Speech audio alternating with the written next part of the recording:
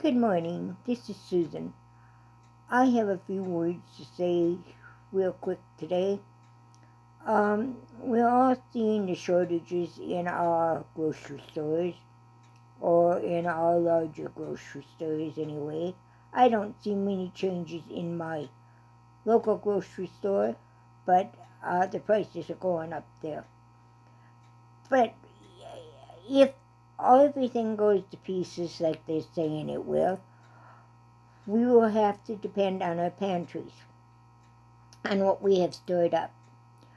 That means we'll need recipes that go back to the simple time, that go back to using only 2 or 3, 4 ingredients. I have many old cookbooks, many old church cookbooks, and cookbooks like that have the tried and true family recipes in. I have been going through them and looking for recipes that I would be able to use with what I have in my storage, and I wouldn't have to go out and buy anything else. I've found bread recipes, many bread recipes, in fact. I have even found a recipe to make yeast, and to not the sourdough dough starter, but a yeast water, and you can make yeast breads out of that.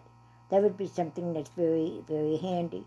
I've found several simple bread recipes, peanut butter recipes, bun recipes, more recipes using complete pancake mix, or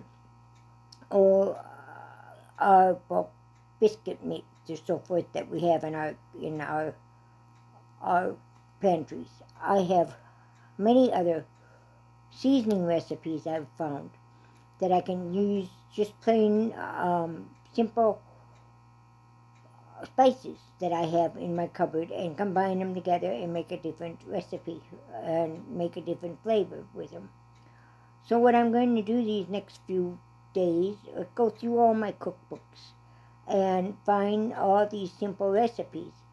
I'm also going on the internet and seeing if I can find different simple recipes that would use our ingredients that we have in our stores, in our pantries, that are in our long-term pantries, such as using peanut butter, or using just a little bit of meat. All those kind of things is what I'm looking for. I have found some hamburger helper meals, and all it requires are a little bit of meat, and they say not a whole pound like it is, but I mean, you don't buy it's just like the box you would buy, except it's all from ingredients that you find in your home, in your pantry, and there's no preservatives or anything added to it. So that makes it a little bit healthier for me, or at least I think so. Anyway, I will be going through all my old recipes, books, and I will be posting at least one recipe a day that will give us just using very, very simple simple ingredients that we would have in our pantries. And so we had better start looking for recipes like that. Also, if you have favorite recipes that you use from the internet and that you haven't copied down yet, make sure you get those recipes copied down and into a book, because if everything else goes, we're not going to have an internet either to go back to. And yes, we're kind of spoiled, because we are used to just grabbing our computers or our tablets or whatever we've got, whatever we use, our phone, and quick type in a few words and a few letters, and we have a recipe. But if everything goes down, and if there might not be any available to us at all times. Also, if you have any special instructions or any special directions that you want to keep print them off and put them in a binder so you have that available if you can't get on the internet. There may be times when we can't just simply get on the internet, not because it's not there, but because um, our tablets or computers or so forth won't work. So get that stuff all printed out. Another thing to do is look for books. Yeah, look for how-to books. How to garden, how to do this, how to cook. Some of the skills you're going to need in these coming days will be learning to cook. Cook at home. You don't have to go out and have your meals all at one time and spend $10, $20, $30 at a meal, when you can take that $10, $20, $30 and make yourself several meals and eat for at least a week, if not longer, at home. So we're going to have to learn how to do that. We're going to have to learn to garden, even if you just got containers to garden in. You can grow a lot in containers and on your patio. You can grow beans. You can grow tomatoes. You can grow potatoes. But you can't just stick stuff in the ground and expect it to grow. There's a learning curve to that, and the sooner you get at it, the better off you're going to be. And yes, you can grow potatoes, but you won't, tomatoes or whatever you want to grow. But unless you learn how to do it and what the soil needs and so forth, you're not going to have a higher yield as you would any other time.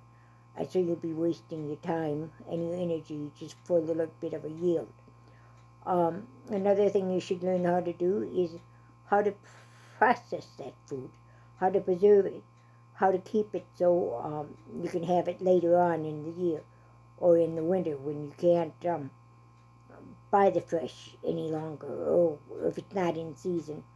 Our grandparents and our parents did that all the time. They would have the huge gardens. They would process it and preserve it, can it, dehydrate it, freeze it, whatever they did to it, and they were able to use it in the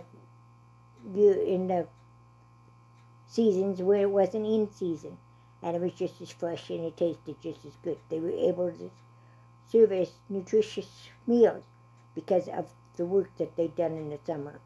And yes, it requires more work. But there again, if you do the work, you'll be saving the money. And that's really all that counts. If you haven't got the garden, make sure you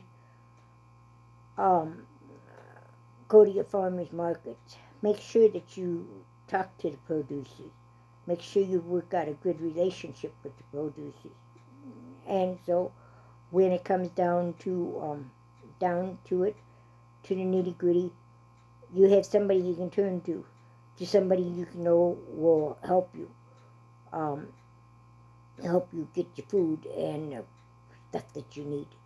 Also, with the meat going up as high as it is, how about 2 or 3 or 4 or 5 of you, 6 of you, bunch of your friends, and you going together and contacting a farmer and ask if you can buy a cow from them and have it processed, or a pig or a chicken or whatever you want processed. They usually sell it to you. They'll probably sell it to you a lot easier, a lot faster than if they sold it to a stockyard or a packing place, because they will get the money then. Then you can take it and have it processed, and if a bunch of you go together, you can all fill your freezers and at a pretty reasonable cost. And it definitely won't cost as much as what the grocery stores are charging. So this is just a few ideas. I hope you enjoy them. I hope you use them. And we'll see you again tomorrow. Thank you and have a good day. Bye-bye.